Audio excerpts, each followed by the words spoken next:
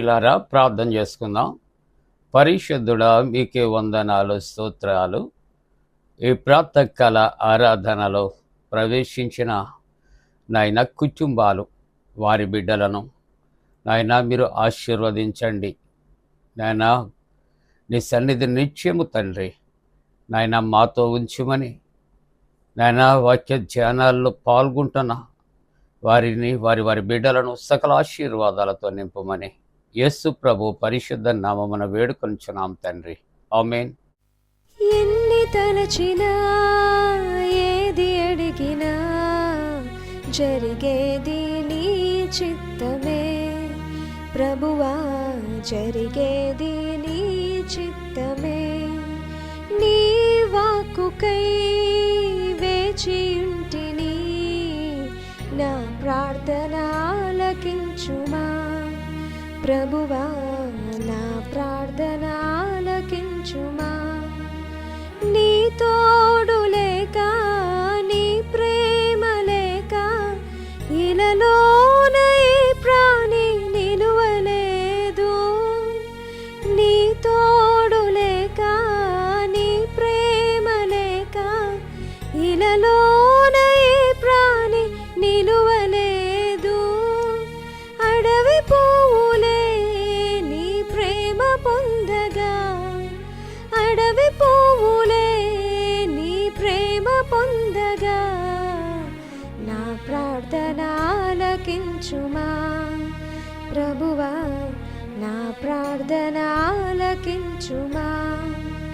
ఎన్ని తలచినా ఏది అడిగినా జరిగేది నీ చిత్తమే ప్రభువా, జరిగేది నీ చిత్తమే. ప్రియమైన విశ్వాసులారా, ప్రభు పేరట మీకు శుభాలు. జన్మదినాలు, వివాహ దినాలు జరుపుకుంటున్న కుటుంబాలకు యేసుక్రీస్తు ప్రభు పరిశుద్ధ నామమున పండు prince and sisters YouTube channel ద్వారా శుభాలు తెలియజేస్తున్నాం. మీ కొరకు ప్రార్థన చేస్తూ ఉన్నాం. మరి ఛానల్ కొరకు, పరిచర్య కొరకు కూడా ప్రార్థన చేయాలని ప్రభు పేరట ప్రేమతో నేను కోరుతూ ఉన్నాను. మంచిదండి, మీరంతా క్షేమంగా ఉన్నారా? దేవునికి వందనాలు. ఈ ప్రాతకాల ఆరాధన కొరకు ఏర్పాటు చేయబడిన పరిశుద్ధ లేఖనాన్ని కలిసి చదువుకుందాం. అందరము కూడా పరిశుద్ధ గ్రంథాలు తెరచి పేతురు రాసిన మొదటి పత్రిక 1వ అధ్యాయం 7వ వచనాన్ని కలిసి చదువుకుందాం. నశించిపోచున్న సువర్ణము అగ్ని పరీక్ష వలన శుద్ధపరచబడుచున్నది కదా. ప్రియమైన దేవుని బిడ్డలారా, ఈవేళ ప్రార్థన అంశము అమూల్యమైన మీ విశ్వాసము. అమూల్యమైన మీ విశ్వాసము. ప్రియులారా, దేవుని యొక్క వాక్యములో విశ్వాసము కొరకు అనేక పర్యాయాలు వాక్య ధ్యానాలు చేశాం. ఈ విశ్వాసము ఈ ఉదయకాలములో ఎలాగుండాలి? అమూల్యమైనదిగా ఉండవలసినటువంటి అవసరత. ఒక రిఫరెన్స్ మనం చదివి వాక్య ధ్యానాన్ని చేద్దాం. 2వ కొరింథీ పత్రిక 2వ అధ్యాయములో 20వ వచనములో అపోస్తలుడైన పౌలు గారు ఈ విధంగా మాట్లాడుతున్నాడు. నేను క్రీస్తుతో కూడా సిలువ వేయబడి ఉన్నాను. ఇకను జీవించేవాడను నేను కాను, క్రీస్తే నా యందు జీవించుచున్నాడు. నేనిప్పుడు శరీరమందు జీవించుచున్న జీవితము, నేను ఇప్పుడు శరీరమందు జీవించుచున్న జీవితము నన్ను ప్రేమించి నా కొరకు తన్ను తాను అప్పగించుకొనిన దేవుని కుమారుని యందలి విశ్వాసము వలన జీవించుచున్నా. చూసారా, వాక్యం చదువుతుంటే మనకు అర్థమైంది కదా. అపోస్తలుడైన పౌలు గారు ఎన్ని శ్రమలలో కూడా ఈ విధంగా జీవించటానికి కలిగిన కారణం, ఇట్స్ నాట్ బై మెరిట్. ఇది నా గొప్పతనం కాదంటున్నాడు, but by the merit of Christ. ఇది దేవుని కృప వలనే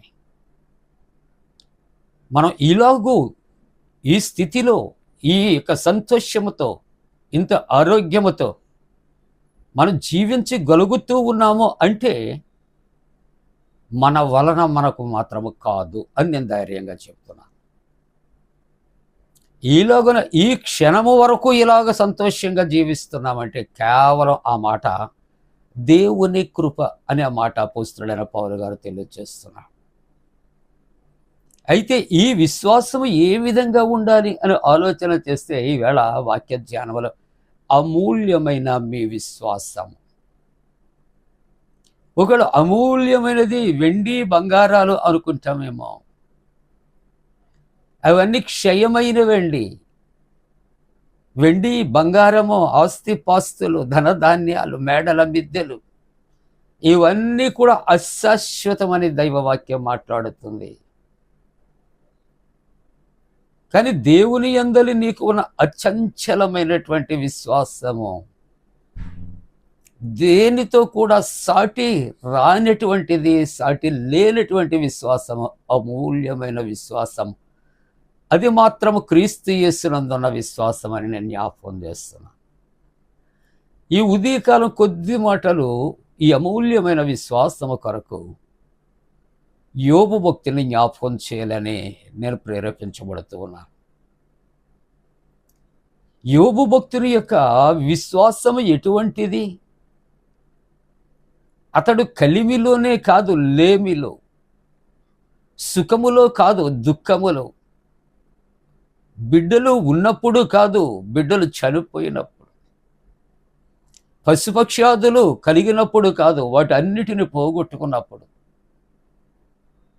చక్కటి గృహం ఉన్నప్పుడు కాదు, అది గాలి చేత కొట్టబడినప్పుడు, ఈలోకున అనేక రకాలు యోబు చివరికి తన యొక్క శరీరానికి శ్రమ కలిగి, సూర్యరశ్మి తన యొక్క శరీరములో అటు నుండి ఇటుకు ప్రసరిస్తూ ఉంటూ ఉన్నప్పుడు, అతడు బూడిదలో కూర్చుని అతడు చిల్ల పెంకులతో తన శరీరాన్ని గోక్కుంటున్నప్పుడు తన విశ్వాసాన్ని విడనాడలేదండి. అది అమూల్యమైనటువంటి విశ్వాసం, అచంచలమైన విశ్వాసము అనే మాట జ్ఞాపకం చేస్తూ కొద్ది మాటలు యోబు భక్తుని కొరకు ఆలోచన చేద్దాం. ప్రియమైన దేవుని బిడ్డలారా, యోబు గ్రంథంలో మొదటి అధ్యాయాన్ని జాగ్రత్తగా వాక్యానంతరం మనం చదవగలిగితే, యోబు భక్తిపరుడు, యథార్థవర్తనుడు, న్యాయవంతుడు, నీతిమంతుడు, చెడుతనాన్ని విసర్జించాడు. ఈ విధమైనటువంటి గొప్ప మాటలు యెహోవా దేవుడు యోబు కొరకు సాక్ష్యమిస్తూ ఉంటే, యోబుకు కలిగిన శ్రమ అప్పుడు కానీ ఇప్పుడు కానీ రాబోయే దినాల్లో కానీ ఎవరికి కూడా రాదు, వచ్చి ఉండదు. అయినప్పటికీ కూడా తన విశ్వాసాన్ని తను కాపాడుకుంటూ, తన విశ్వాసం అమూల్యమైనటువంటి విశ్వాసముగా అతడు మాదిరిని చూపించినటువంటి దైవ భక్తుడు అని జ్ఞాపకం చేసుకుంటాడు. అక్కడ తన పొలములో ఉన్నటువంటి ఎద్దులు, గాడిదలు, షాబాయిలట పట్టుకుని పోయారు. పనివారిని హతం చేశారు. దేవుని అగ్ని ఆకాశము నుండి దిగి గొర్రెలను, పనివారిని తగులుబెట్టాయి. కల్దీయులు 3 సమూహాలుగా వచ్చారు. వారు ఒంటెల మీద పడి ఖడ్గము చేత పనివారిని చంపారు. 18వ వచనంలో 10 మంది బిడ్డలు కూడా చనిపోయారు. 21వ వచనంలో ఆయన ఇన్ని కోల్పోయి తన శరీరము శుష్కించిపోయి తాను బూడిద రాసుకుని నేల మీద కూర్చుండి ఆక్రందన చేస్తూ యెహోవా ఇచ్చాను, యెహోవా తీసుకుని పోయారు, యెహోవా నామమునకి స్తుతి కలుగునుగా. ఎంత అమూల్యమైన విశ్వాసం అండి. 25వ అధ్యాయములో మనం చూస్తూ ఉంటూ 25వ వచనంలో 19వ అధ్యాయము 25వ వచనంలో అయితే ఆయన విశ్వాసముతో అంటాడు, నా విమోచకుడు సజీవుడని, తరువాత ఆయనే భూమి మీద నిలిచినని నేను ఎరుగుదాను.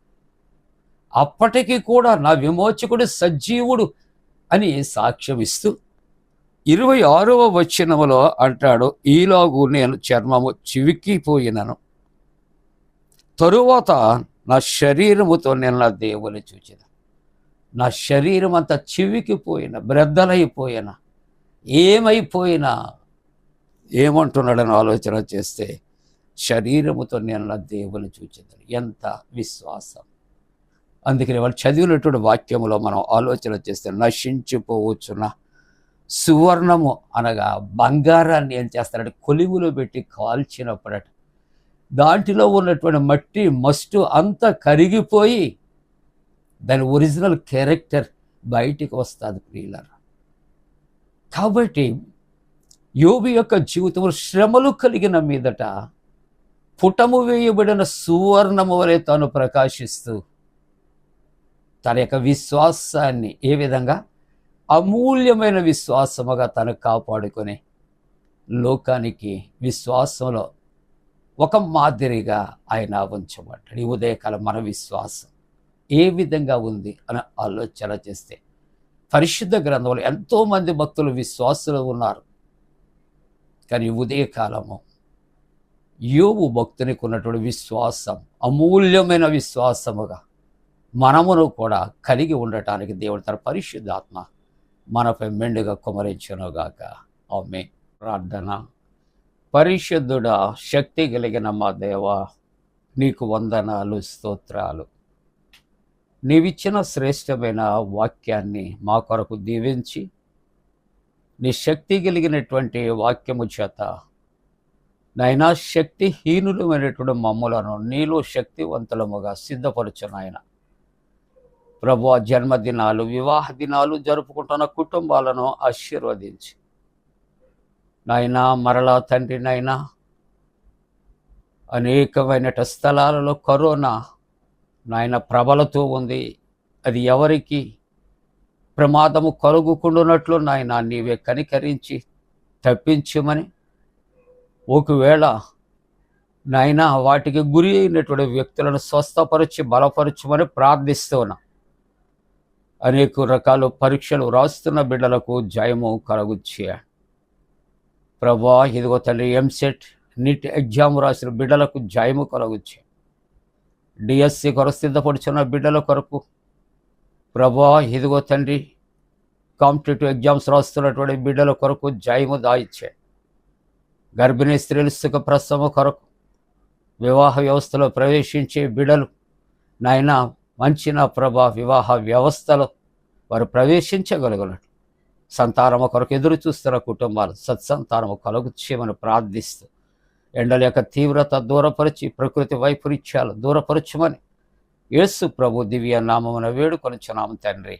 ఆమేన్. పరలోకమందున్న మా తండ్రి, నీ నామం పరిశుద్ధపరచబడునుగాక, నీ రాజ్యం వచ్చునుగాక, నీ చిత్తం పరలోకమందు నెరవేర్చినట్టు భూమి అందు నెరవేరునుగాక. మా దిన ఆహారం నేడు మాకు దయచే, మా ఎడల అపరాధం చేస్తున్న వారిని క్షమించిన ప్రకారముల అపరాధము క్షమించం, శోధనలోనికి తెక్క కీడు నుండి తప్పించం. రాజ్యము, శక్తియు, మహిమ నిరంతరము నీవే ఉన్నవి. ఆమేన్. మన పరమ తండ్రి అయిన దేవుని యొక్క ప్రేమయు, ప్రభు అయిన యేసుక్రీస్తు ప్రభు కృపయు, పరిశుద్ధాత్మ యొక్క అన్యోన్య సహవాసము, ఆరాధనలో ఏకీభవించిన ప్రతి కుటుంబానికి తోడుగుండి సంరక్షించి కాపాడునుగాక. ఆమేన్.